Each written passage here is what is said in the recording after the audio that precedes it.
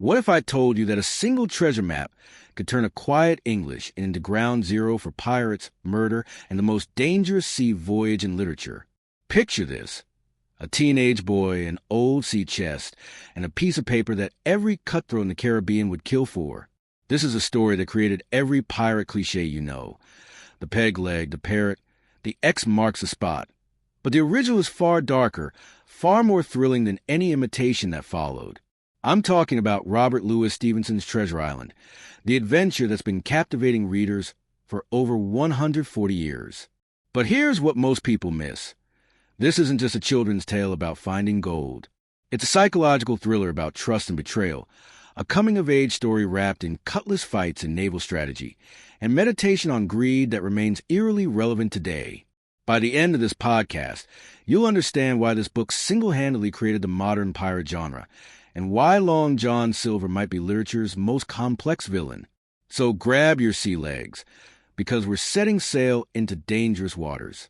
Our story begins at the Admiral Benbow and on the English coast, where young Jim Hawkins lives with his parents. It's a quiet life, until the day a mysterious, scarred sailor named Billy Bones checks in. This man is clearly running from something. He drinks heavily, sings old sea shanties, and pays Jim to keep watch for a seafaring man with one leg. Billy Bones is haunted, terrified even. He warns Jim about dangerous men seeking him out, and he's right to be afraid. One by one they come. First Black Dog, leading to a violent sword fight in the inn. Then a blind beggar named Pew, who presses something into Billy's hand. The Black Spot, a pirate death sentence. The terror literally kills Billy Bones. He dies of a stroke, leaving behind that mysterious sea chest. Jim and his mother, fearing the pirates will return, open the chest and find gold coins, papers, and most importantly, a map. A treasure map showing an island and the location of Captain Flint's legendary buried fortune. Before Jim can process his discovery, the pirates attack the inn. He and his mother barely escape with the map as the blind Pew is trampled to death by revenue officers in the chaos. This is Stevenson establishing the stakes early. People will die for this map, and Jim is now holding it. Jim takes the map to local authorities, Dr. Livesey and Squire Trelawney. The moment they see it, their eyes light up with that same fever. Treasure fever. Trelawney immediately begins planning an expedition, purchasing a ship called the Hispaniola and recruiting a crew to sail to the island. This is where we meet Long John Silver, the ship's cook who will become the story's most unforgettable character. Silver is charming, intelligent, well-spoken, a former sea cook with one leg who runs a tavern. He seems helpful, even fatherly toward young Jim. Trelawney thinks he's found the perfect man to help crew the ship, but Stevenson plants seeds of doubt. Silver is perhaps too helpful in recruiting the crew, and there's something about the men he brings aboard, rough characters, many with connections to the late Captain Flint. The voyage begins with high spirits. Jim is thrilled to be at sea, learning the ropes literally, and experiencing life aboard a working ship. Dr. Livesey, Squire Trelawney, and Captain Smollett command the vessel, while Silver runs the kitchen and entertains the crew with stories. Everything seems perfectly legitimate, until the night Jim climbs into an apple barrel to grab a snack and overhears a conversation that chills him to the bone. Hidden in that apple barrel, Jim hears Long John Silver's true voice, not the friendly cook, but calculating pirate captain. Silver is talking to the crew members he recruited, revealing the entire plan. They're not here to help find treasure. They're here to take it. Once the gentlemen have located the treasure using their map, the pirates will kill them all and claim the gold for themselves. Jim learns that many of the crew are former members of Captain Flint's original pirate crew, the bloodthirsty men who buried the treasure in the first place. And Silver? He was Flint's quartermaster, his second in command. This moment transforms the entire story. The friendly voyage becomes a deadly game of chess. Jim reports what he heard to Captain Smollett, Dr. Livesey, and the Squire. They realize they're outnumbered. The pirates control most of the crew. Their only advantage is that the pirates need them alive until the treasure is found. Stevenson masterfully builds tension here. Everyone aboard knows there are two sides, but they must maintain the pretense of cooperation. Every meal, every navigation decision, Every conversation carries the weight of this unspoken conflict. It's psychological warfare on the high seas. When the Hispaniola finally reaches Treasure Island, the fragile peace is about to shatter completely. Treasure Island itself is a character in this story, a mysterious, menacing place. Stevenson describes it with an unsettling beauty. Lush tropical vegetation hiding dark secrets, strange sounds emanating from the jungle, and an overall sense of wrongness. This is where Captain Flint buried not just treasure, but the bodies of the men who helped him bury it. Captain Smollett makes a strategic decision. He allows some of the crew to go ashore, hoping to divide the pirates' forces. Jim, acting on youthful impulse, sneaks into one of the boats and goes ashore too, a decision that nearly cost him his life. On the island, Jim witnesses something horrible. He sees Long John Silver murder Tom, one of the honest sailors, simply for refusing to join the mutiny. This is the moment Silver fully transforms from ambiguous character to genuine threat. The killing is brutal, calculated, and reveals Silver's true nature. He survived this long by being the most dangerous man in any room. Jim flees into the jungle, where he encounters Ben Gunn, a half-mad castaway who's been stranded on the island for 3 years. Ben was part of another expedition to find Flint's treasure that went disastrously wrong. His mind has been twisted by isolation, but he provides crucial information. He knows the island intimately, and he might just help Jim's side if they make it worth his while. Meanwhile, back at the Hispaniola, the mutiny has fully erupted. Dr. Livesey discovers an old stockade on the island, a fortified position left by previous visitors. It's defensible, has fresh water, and could be the key to survival. He, Captain Smollett, Squire Trelawney, and the few loyal crew members abandon the ship, taking supplies to the stockade. They're now besieged, outnumbered by Silver's pirates. Jim eventually makes his way to the stockade, reuniting with his friends. But their situation is dire. They have limited ammunition, limited food, and are surrounded by bloodthirsty pirates who have the ship and superiority in numbers. Then comes one of the story's most fascinating scenes. Long John Silver approaches the stockade under a flag of truce. The negotiation that follows reveals Stevenson's genius in creating complex characters. Silver is reasonable, even friendly. He offers a deal, hand over the treasure map, and he'll ensure safe passage off the island for everyone. He's almost convincing in his civility. Captain Smollett refuses, calling Silver's bluff. He knows that pirates can't be trusted to keep such promises. They'd kill the witnesses the moment they had the gold. The negotiation ends with Silver ominously warning them of what's coming. The pirate attack on the stockade is brutal. Stevenson doesn't shy away from violence. Men die on both sides. Captain Smollett is severely wounded. The pirates are driven back, but the victory is costly. The defenders realize they can't survive another assault like that. This is where Jim makes another impulsive decision that changes everything. Jim sneaks away from the stockade to find Ben Gunn's boat, a crude, makeshift vessel hidden on the island. His plan is reckless. He'll cut the Hispaniola adrift so the pirates can't use it to escape. It's the kind of brave, foolish plan only a teenager would attempt. Under cover of darkness, Jim rows to the ship and cuts its anchor rope. But things go wrong almost immediately. The ship begins drifting with Jim's small boat entangled in its rope, dragging him along. On deck, he can hear 2 pirates fighting. The crew is already turning on each other in their greed. At dawn, Jim manages to climb aboard the drifting Hispaniola and discovers carnage. 1 pirate is dead. Another, Israel Hands, is badly wounded. Jim and Hands reach an uneasy alliance. Hands needs help to beach the ship somewhere useful, and Jim needs a ship under control.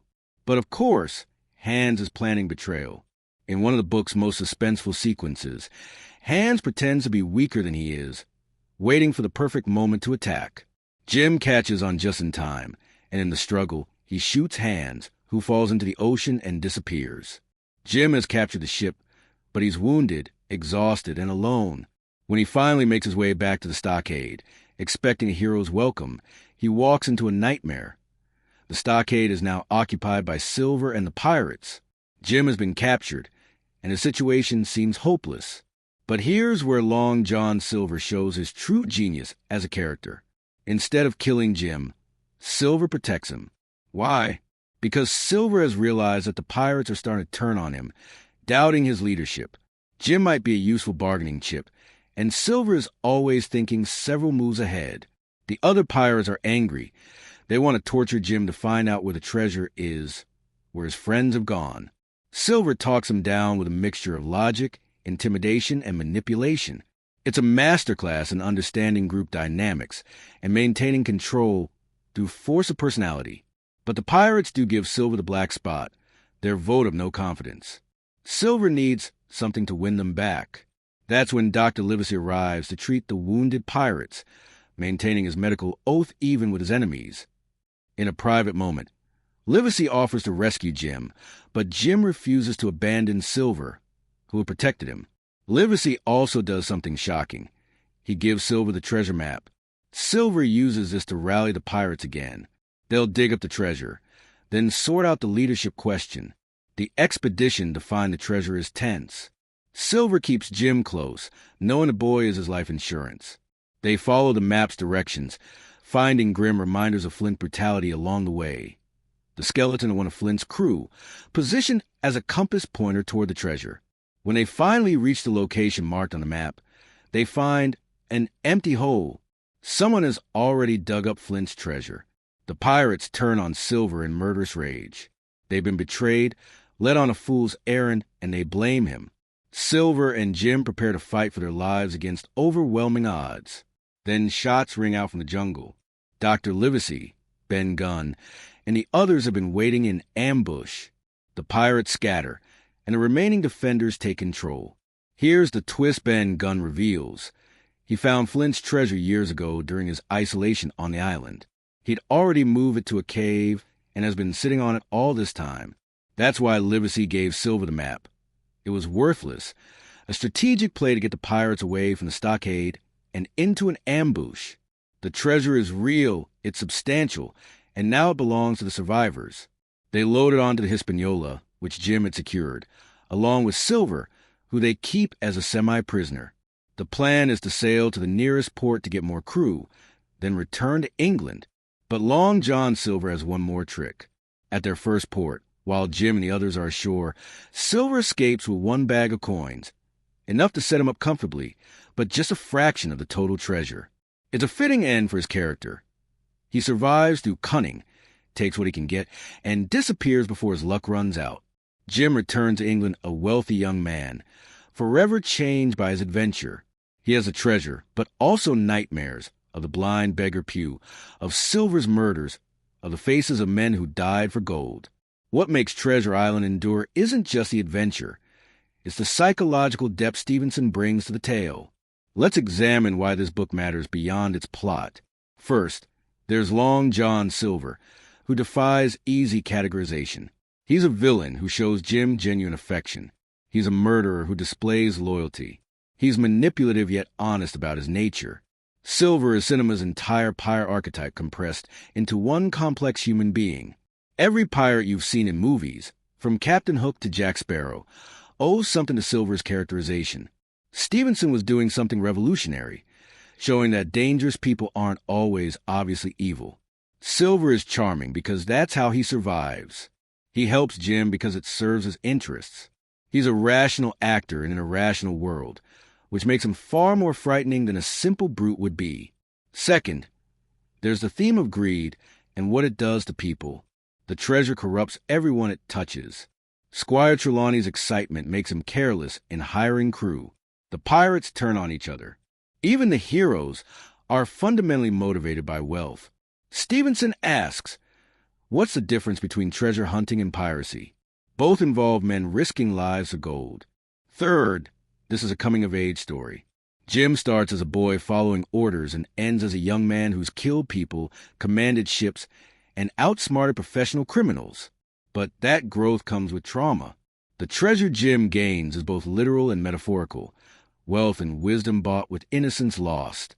The book also explores class and social mobility in Victorian England.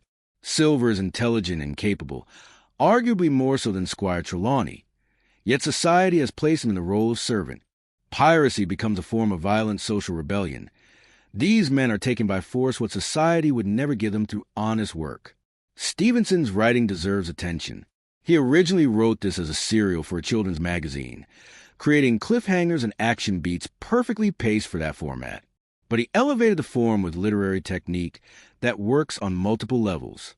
His descriptions of the island create an atmosphere of beautiful menace.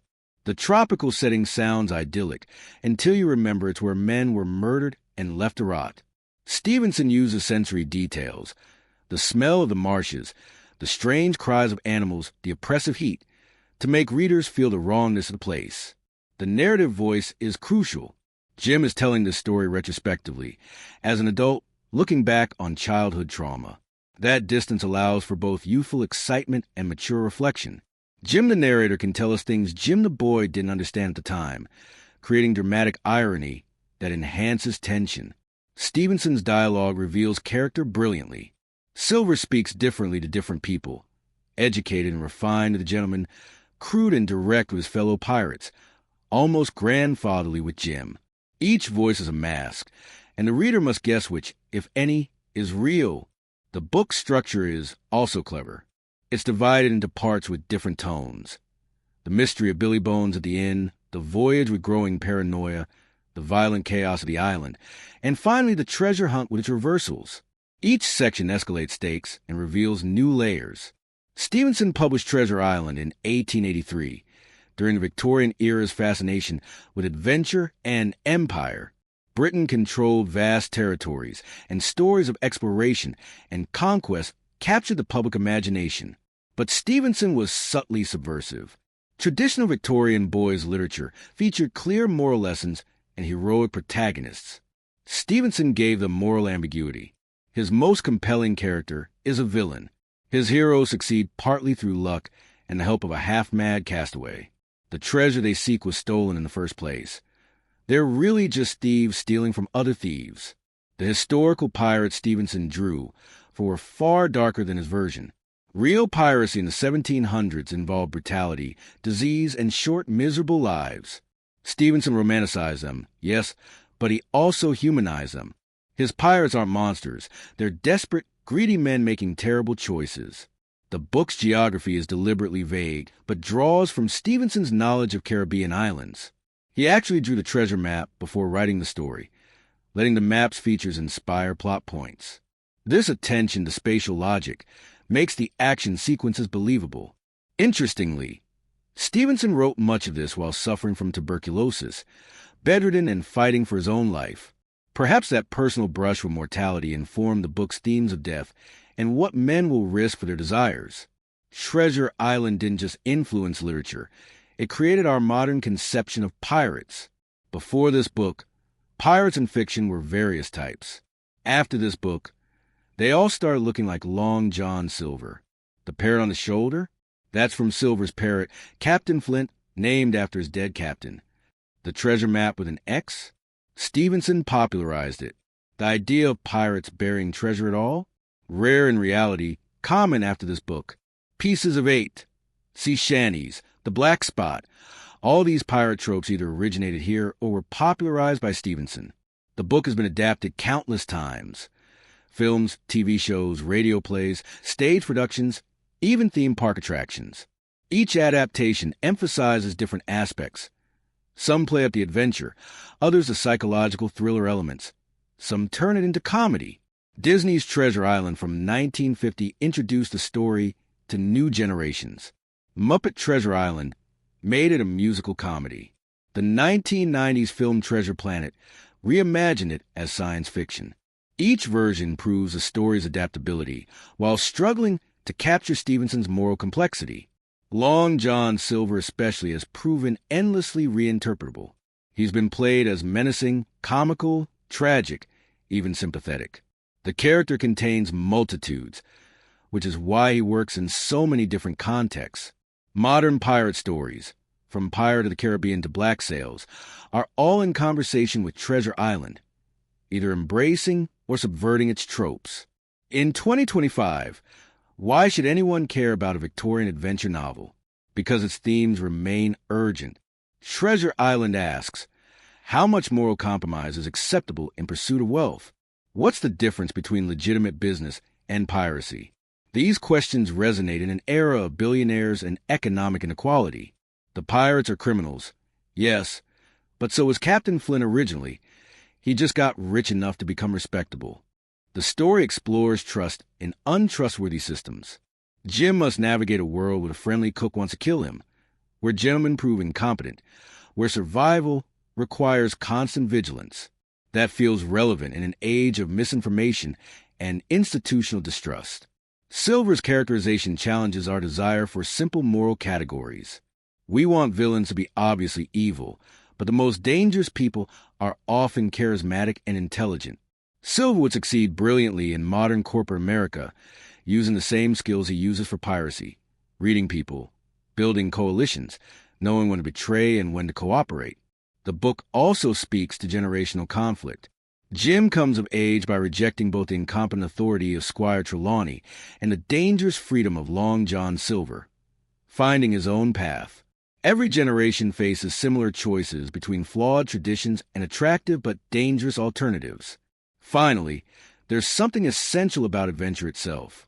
We're living increasingly mediated lives, experiencing things through screens.